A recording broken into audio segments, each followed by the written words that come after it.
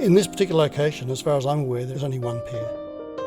I saw the powerful owl around in the Slaughter Falls area in the 1980s. I'm not quite sure what time. They'll probably leave the area and they'll be all the poorer for it. Losing them would be a massive, massive loss.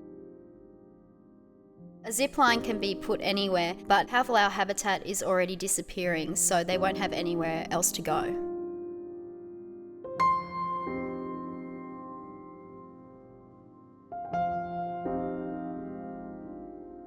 We felt that the proximity of the zipline alignment to the nesting hollow meant that the bird would either not nest successfully or they would leave the area altogether.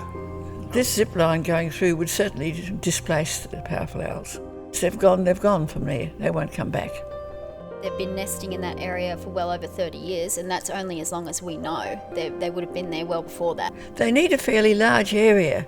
That's the problem. They're a big bird. They need to be able to range over quite a large area in order to feed themselves and their chicks. And that's the problem.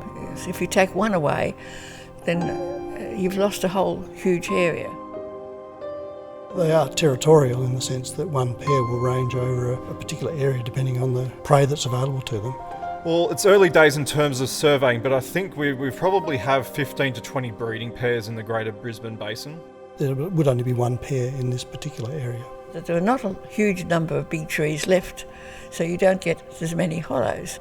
The owls require a specific hollow tree. It has to be quite an old tree because the hollow has to be around 60 centimetres in diameter. It takes a tree 100 years plus to get to that size, so there's very few of those. And the suggestion has been made to put up some nest boxes that will enable the owls greater opportunities to nest. However, the evidence is that they don't readily use nest boxes, so they do require those old trees with hollows. Nest boxes are not a solution. Absolutely not. And it's really hard to get that right for any owl, let alone a powerful owl, for them to want to not only occupy it but to successfully breed inside of one. So nest abandonment is probably the number one issue for the owls. If this pair were to feel threatened enough to abandon their nesting territory, there is the chance that they won't be able to find another hollow. Yeah, it would be a real shame if they did not breed successfully as a consequence of the zipline. Once you upset the balance of what's there, you do lose wildlife. You upset the balance, you can't go back. That is it. You've lost something immediately, and it's gone forever. I've been there with people and people walk straight past and don't notice them, and they're walking under a 65 centimetre owl. Someone flying through their airspace and possibly making a lot of noise is completely foreign to them. They don't have to worry about us being up in that space, and we've seen the way they react to corvids and things flying around their nest.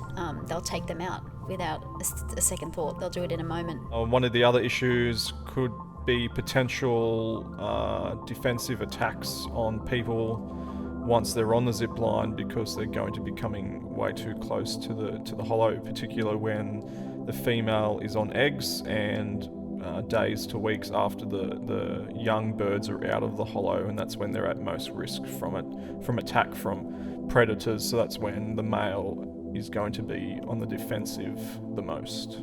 These particular owls at Slaughter Falls, they are quite used to people, but that's because generally when people are walking past, the owls have the advantage of being high in the canopy, so they're looking down on a person, so they're not feeling threatened in any way, shape or form. But once that zip line comes in and people are walking past them at eye level, or even at the worst case scenario, people are walking over them if they're roosting down in a gully, that's when the owls are going to feel threatened, and that's when they're either going to be defensive and possibly attack someone, or they're going to abandon a nesting site, and that's what we don't want. Yeah, I could probably count on my hand the amount of times people across Australia have been attacked by a powerful owl. They're very good breeders. Those birds at Mount Coot-tha know what they're doing. They're fantastic parents. They have 2 young year after year. These two owls in this particular hollow do very well. As parents, they raise them for at least 3 years in a row. They raise 2 chicks to adulthood, which is by all owl experts exceptional record.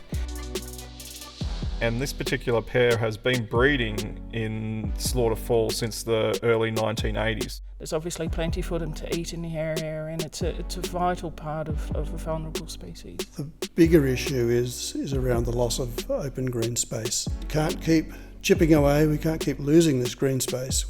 Where does it stop? And how many areas have we got that we're going to sort of leave for our children to enjoy? It's not really ecotourism if it destroys the very environment that it's for.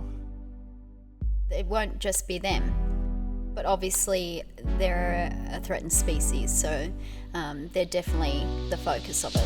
And they're the icon of that mountain. They're all over all of the signage you see on Mount Coot-tha. A lot of people go to Mount Coot-tha to see the powerful owls. It's a real attraction for the site. It'd be very disappointing, I think, for the local community who use that area around J6 Slaughter Falls if those owls actually do move and do fail to breed and do fail to continue to thrive in that location. I should say, to be fair to the council and the tenderers, I think they'd be disappointed as well. They have actually made a significant effort, and the owls are a part of the story that they are trying to develop. The zipline was going to be 30 metres from the hollow, and then once we've had meetings with Zipline Australia and Brisbane City Council, it has been moved to 100 metres, but that's still far too close. My preference would be that there's virtually no risk, but the fate of the zipline is not up to me. Overall, I would prefer the whole project didn't go ahead. The zipline just doesn't need to go ahead. They shouldn't be putting a zip line and this suspension bridge that's going to be open till late at night through the breeding territory of a threatened species. Like, that's just absurd.